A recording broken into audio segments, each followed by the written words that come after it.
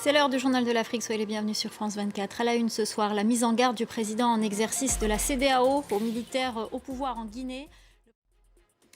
De lourdes sanctions, c'est ce qui attend la Guinée si les militaires au pouvoir ne revoient pas à la baisse la durée de leur transition. C'est en substance ce qu'a déclaré le président en exercice de la CEDEAO, Umaro Sissoco Embalo. Et puis sachez que demain, nous aurons avec nous sur ce plateau Ousmane Gawal Diallo, porte-parole du gouvernement guinéen. On évoquera avec lui la question de la transition et le sommet de la CEDEAO.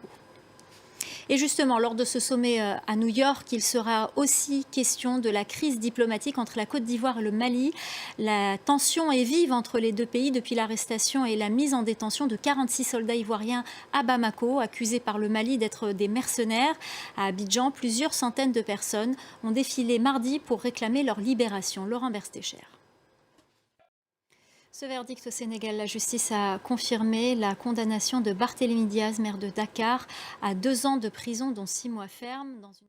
On en vient à cette affaire au Gabon. Guy Nzoubandama, un opposant, ex-président de l'Assemblée nationale, arrêté ce week-end avec 3 valises remplies de billets. Quelques 669 migrants originaires d'une dizaine de pays africains sont arrivés dans le nord du Niger, parmi lesquels 14 femmes et 5 mineurs.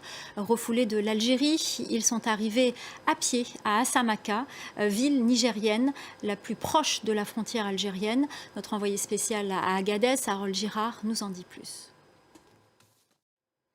Depuis septembre 2021, les conditions d'obtention de visa pour les ressortissants du Maghreb sont drastiques.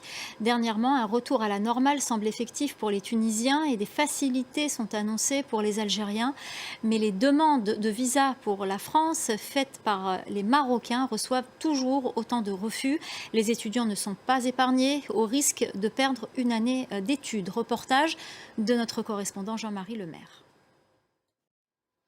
Vous le savez, les mangroves, marécages essentiels de l'écosystème local, sont menacés par la déforestation et la pollution. Ces 20 dernières années, 35% d'entre elles ont disparu dans le monde. Au Kenya, un programme pour la restauration des mangroves dans la baie de Gazi cherche à inverser cette tendance. Sophie Lamotte. Voilà, c'est la fin du journal de l'Afrique. Restez avec nous, l'info continue sur France 24.